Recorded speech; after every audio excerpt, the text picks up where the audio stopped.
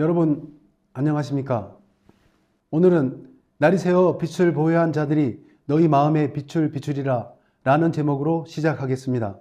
당신은 성경 속에 깊이 감추어진 영적인 뜻이 어떠한 방법으로 풀릴 것이라 생각하십니까? 이는 육신에 속한 인간의 생각으로는 절대로 불가능한 일입니다. 반드시 영에 속한 그 누군가에 의해 성령으로 주신 계시를 통해서만 가능한 일입니다. 그러므로 먼저 계시를 받은 누군가에게 또다시 계시를 전해받은 자들이 예표의 사람들로 세상에 나타날 때에 본격적으로 기독교의 종말을 선포하게 될 것입니다. 이것을 성경에서는 캄캄한 곳을 밝게 빛나게 할 등불과 같이 날이 새어 빛을 보유한 자들이 세상에 나타날 것이라 하셨습니다. 날이 새었다는 것은 계시가 열렸다는 뜻이고, 빛을 보유한 자들이란 그 계시된 진리를 깨달아 성령의 열매로 입의 열매를 소유한 자들을 말합니다. 성경은 이들을 가리켜 영적인 하늘의 아버지로서는 데오라 하고 영적인 남편으로서는 데온이라 합니다. 이들이 세상에 나타나 어둠에 있던 여러분들의 마음에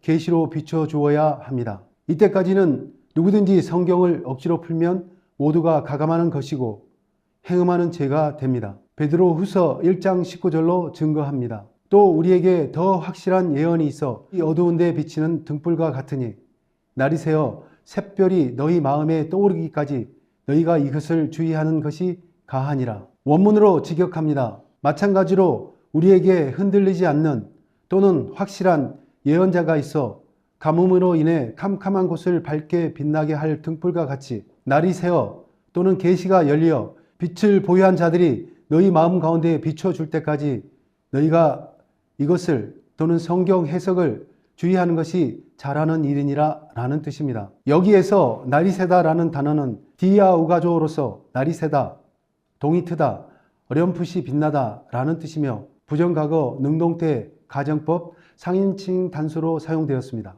또 빛을 보유한 자라는 단어는 푸오스포로스로서 빛을 보유한 자, 즉 상징적으로 샛별이라는 뜻이며 형용사, 주격, 중성, 복수, 비교급으로 사용되었습니다. 이렇게 계시가 열려 빛을 진리로 소유한 샛별들이 이 세상에 나타날 때에는 주 재림의 역사가 이미 시작되었다는 뜻입니다. 그러므로 이들이 모인 것을 가리켜 실상으로 등장한 장자들의 총회라 합니다. 주께서 광명한 새벽별이라 하신 것은 이들의 모습을 통해 세상에 다시 오시기 위해 언급하신 말씀입니다. 요한계시록 22장 16절로 증거합니다. 나 예수는 교회들을 위하여 내 사자를 보내어 이것들을 너희에게 증거하게 하였노라. 나는 다윗의 뿌리요 자손이니 곧 광명한 새벽별이라 하시더라. 원문으로 직역합니다. 나 예수는 저 교회들을 위하여 나의 이 사자를 보내어 이러한 것들을 너희에게 증거하노라. 나는 다윗의 뿌리요 또한 그 자손이며 저 찬란한 새벽의 그 별이라 라는 뜻입니다. 세상에 등장할 샛별들이 만들어지려면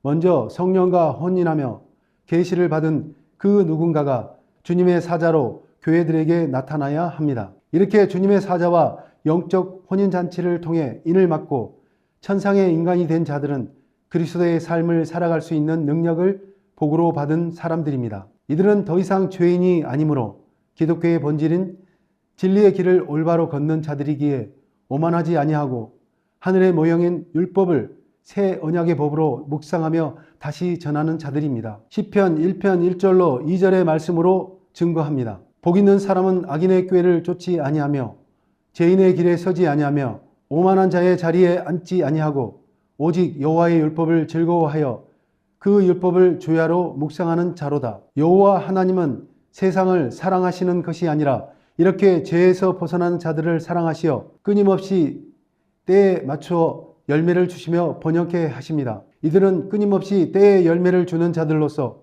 그 잎사귀가 시들지 않는 자들입니다. 시편 1편 3절입니다. 저는 시냇가에 심은 나무가 시절을 쫓아 과실을 맺으며 그 잎사귀가 마르지 아니함 같으니 그 행사가 다 형통하리로다. 원문으로 직역합니다.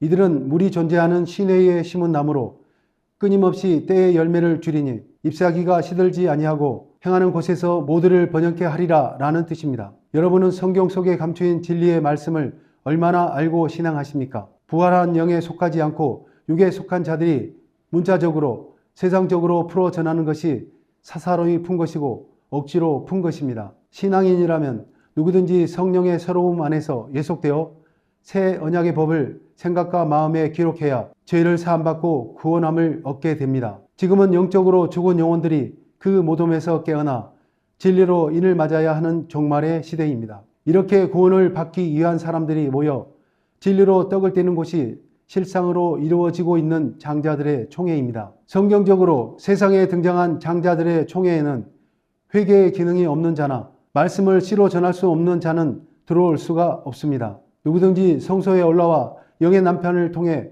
양육을 받으며 말씀을 깨달아야 합니다. 감사합니다.